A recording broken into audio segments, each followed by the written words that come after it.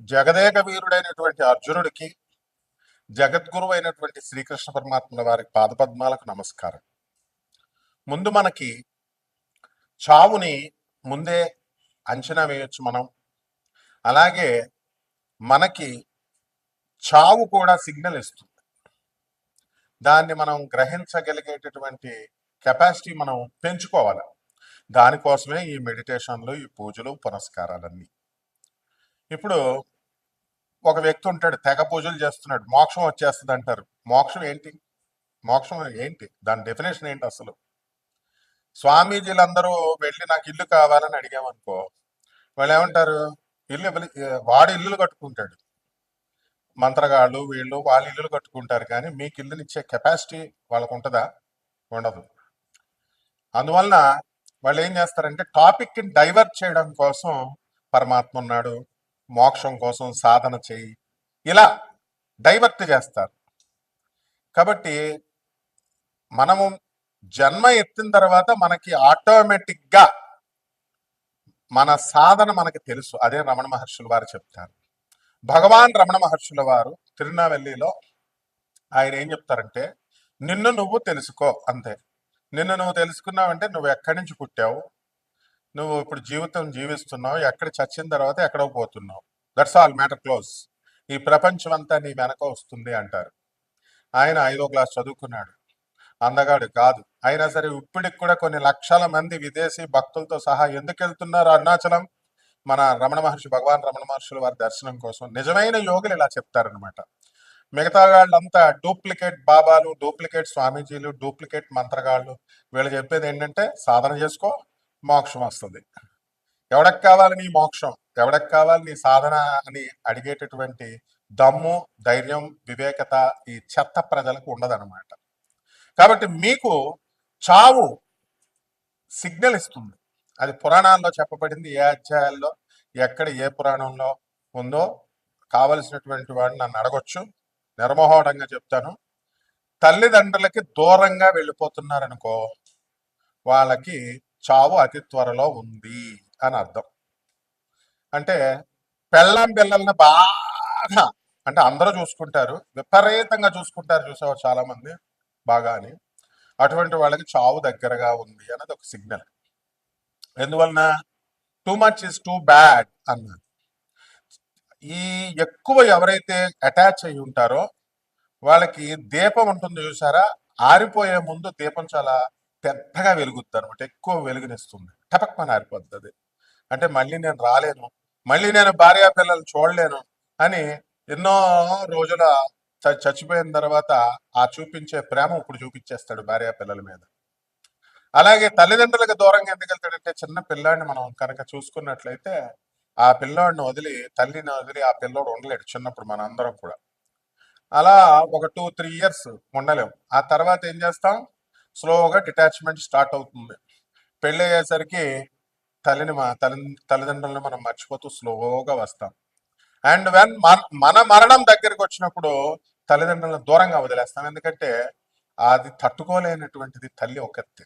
అలాగే మన తల్లికి కనుక ఎవరికైనా సరే అనారోగ్యం చేస్తే ఇమీడియట్ మనం క్యాచ్ చేయగలుగుతాం. ఒక 4 రోజుల తర్వాత మనం మంచాన పడతాం. అలాగే నల్ల కాకి ఎవరింటి మీదకైనా ఎక్కువ సార్లు గోడ మీద వచ్చి వాళ్తున్నా, అరుస్తున్నా, కంటిన్యూస్ గా, ఖచ్చితంగా మనకి చావు దగ్గరికి వచ్చినట్టే లెక్క. అలాగే శని, ప్రేతాత్మ, ఈ యొక్క ఈ ఆత్మలన్నీ కూడా పితృదేవత అనమాట ఈ యొక్క కాకి. అలాగే గొడ్లగోప ఇంట్లోకి వచ్చింది అనుకోండి, గ్యారంటీగా ఇంటి యజమాని మీరే పోతారు, మెయిన్ పర్సన్ పోతాడు, సంపాదించేవాడు పోతాడు, అది గొడ్లగోప వస్తే. అలాగే తీతువు పిట్ట అడిస్తే ఫ్యామిలీ పోతారు. యాక్సిడెంట్ లో చూడండి, చాలాసార్లు ఒక పెళ్లికి వెళుతూ యాక్సిడెంట్ అవుతుంది. అందుకని మనం చాలా పెద్ద గొప్పోళ్ళుగా, చాలా ధైర్యస్తులుగా, మనమే చాలా మేధావులుగా ఫీల్ అయిపోతుంటాం. గట్టిగా జ్వరం వస్తే అమ్మే అంటాం ఒక 10 నిమిషాలకే.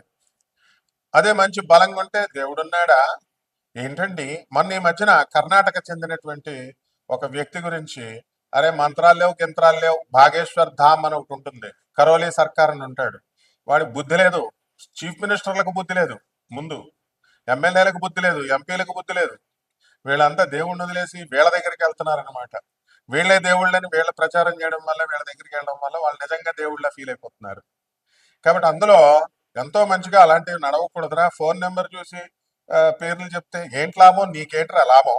ఫోన్ నెంబర్ చూసి చెప్తే నీకేమైనా ఇల్లు వస్తుందా, జాబ్ వస్తుందా? లేకపోతే ఫోన్ నెంబర్ అవన్నీ జరిగిపోయినాయి. ఫోన్ నెంబర్ ఇచ్చిన తర్వాత ఆధార్ కార్డుని తీసుకుంటారు వాళ్ళు అనఫిషియల్ గా.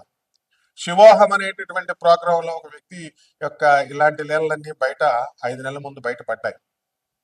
5 నెలలే జాగింది వాళ్ళ వ్యాపారం. ఫోన్ నెంబర్ చూసి చెప్పేస్తాడు, పేర్లు, ఫ్యామిలీ మెంబర్స్ ఇవన్నీ కూడా ఆధార్ కార్డులో ఉన్నవన్నీ. There will be a network. కాబట్టి బాగేశ్వర ధాంలో ఒకడు ఉంటాడు వాడు. వీళ్ళందరికీ ఏంటంటే చదువులు తక్కువ, అడావుడు ఎక్కువ. నిజంగా చదువుకున్నటువంటి వాడు ఎప్పుడు కూడా ఒక వినయంగా, ఒక పద్ధతిలో, ఒక సాధనలో వెళ్తాడు. వీళ్ళంతా ఏంటంటే వీళ్ళు ఏకంగా దేవుళ్ళగా బిల్డప్ ఎత్తుంటే వెనకాల ఉన్నటువంటి వాళ్ళంతా కూడా రెచ్చగొడుతూ ఉంటారు. వీళ్ళు చేస్తారనమాట వాళ్ళని దేవుడు, వాళ్ళ తప్పుడు కాదు. కరోలీ సర్కార్ అని ఒకడు ఉంటాడు, వాడొకడు యూపీలో. ఇలా చాలా మంది ఉన్నారనమాట. కాబట్టి ఇటువంటి వాళ్ళ స్పీచ్లు ఎక్కువ విన్నా కూడా అయోగ్యుల స్పీచ్లు, అనర్హుల స్పీచ్లు, వాళ్ళతో సహవాసం ఇవన్నీ కూడా చేసినటువంటి వాడికి అతి త్వరలో మరణం ఉంది అని శాస్త్రాలు క్లియర్ గా చెప్తున్నాయి. ఎందువల్లంటే దొంగోడితో పోలీసు నువ్వు తిరుగుతుంటే పోలీసు వాళ్ళు ఈ రోజు కాకపోయినా త్వరలో పట్టేస్తారు. అలాగే అదృష్టహీనులతో నువ్వు తిరుగుతున్నప్పుడు తప్పకుండా ఆ దురదృష్టం నేను పట్టుకుంటుంది.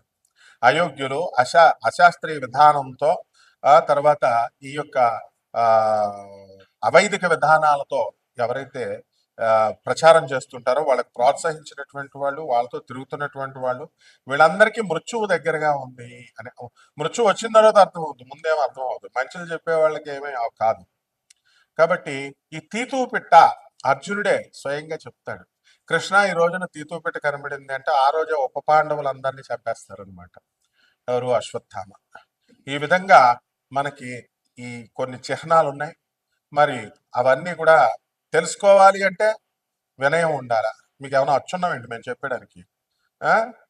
మా గురువుకి శుశ్రూష చేయాలి. శుశ్రూష చేస్తే కొద్దిగా చెప్తారు, అంతేగాని గురువు ఒక ప్రొఫెసర్ చెప్తుంటే ఎవర్రా మీరు అంతా అసలు నాకు చెప్తారు, కామెంట్స్ పెడతారు, స్టూపిడ్ ఫెలోస్. ఎప్పుడైనా సరే ఎవడైనా సరే క్లాస్ రూమ్ ఇది, వినాలి, విని నేర్చుకోవాలి. లేకపోతే మృత్యువు కబళంలోకి వెళ్ళిపోతాం అంతే. మృత్యువు యొక్క కబళంలోకి వెళ్ళిపోయినప్పుడు, ఆ ముఖంలోకి వెళ్ళిపోయినప్పుడు నిన్ను రక్షించేవాడు గురువు. వాడే రమణ మహర్షి, వాడే పరమహంస యోగానందజీ, వాడే ప్రభాత్ రంజన్ సర్కార్. కాబట్టి ఈ ద్వాదశ జ్యోతిర్ రాశులకి ఏ విధంగా జరుగుతాయో మనం తెలుసుకుందాం. సింహరాశి.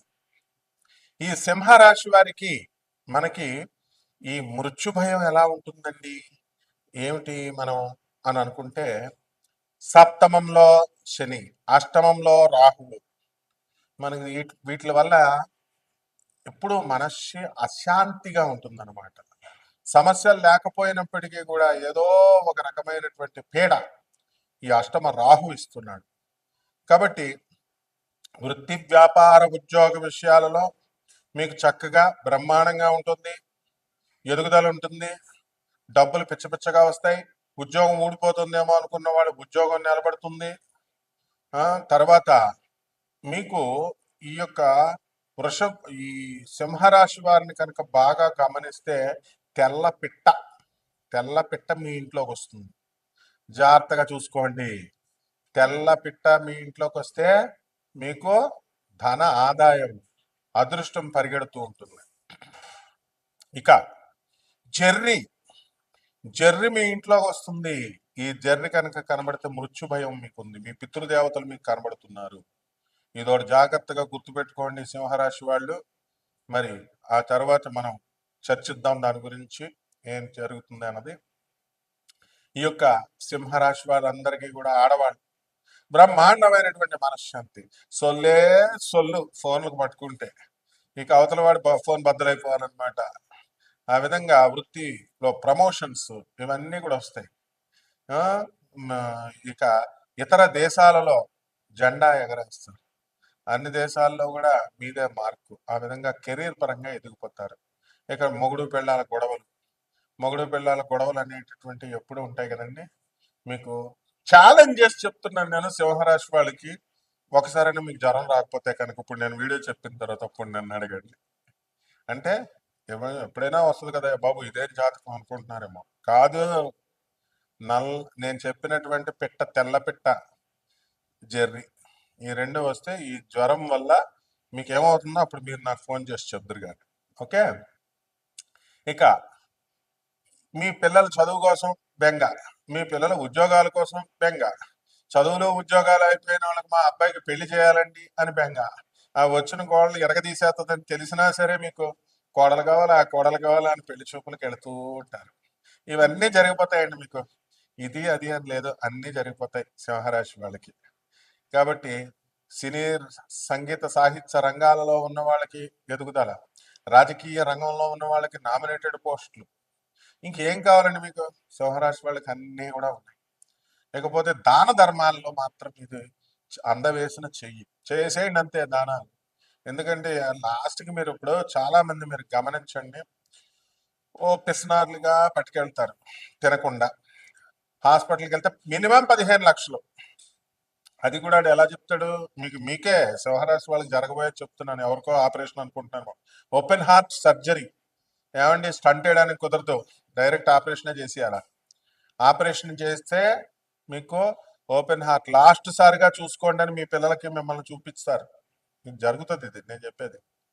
చూపిస్తే అంటే అందరికీ జరుగుద్ది అంటే 1% మంది జరుగుతుంది, మీ వ్యక్తిగత జాతకాలను బట్టి జరుగుతుంది. ఇలాంటి కామెంట్స్ ఆపరేషన్ అడిగేవాడు మీకే జరుగుద్ది, ఫస్ట్ పాయింట్ చెప్తున్నా.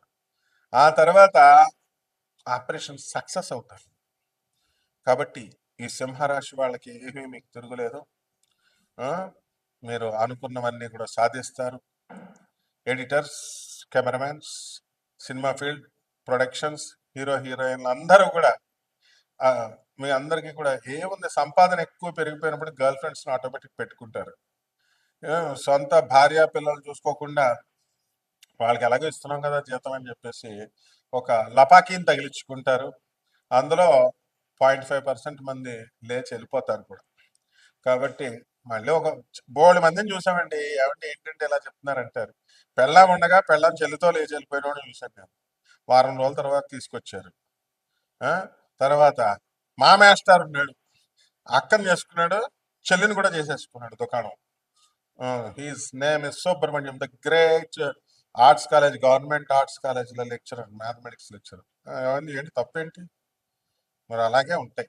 మంచిగా చెప్తేనేమో లక్షల్లో వ్యూస్. మా చిర్రావురి బ్రదర్, మా బ్రదర్ చెప్తున్నాడు, మంచిగా చెప్తేనేమో లక్షల్లో వ్యూస్, నోటికి ఏదో వచ్చినట్టు చెప్తే కోట్లలో వ్యూస్ అని.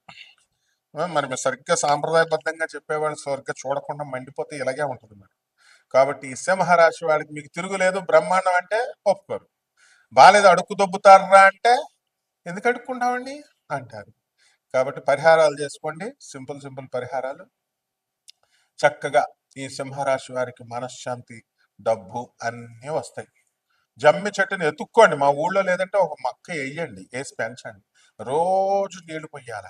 ఆ జమ్మి చెట్టు చుట్టూ రోజుకు 108 ప్రదక్షిణాలు. జిమ్కి వెళ్తా నేను, దీనికి వెళ్తాను, ఆడవాళ్ళు ఇంట్లో పనులు చేసుకోలేరు, మీరు జిమ్ములు గిమ్ములు ఈ చెట్టు చుట్టూ తిరగండి. చక్కగా మీ భర్త ఎక్కువ కాలం బతుకుతాడు.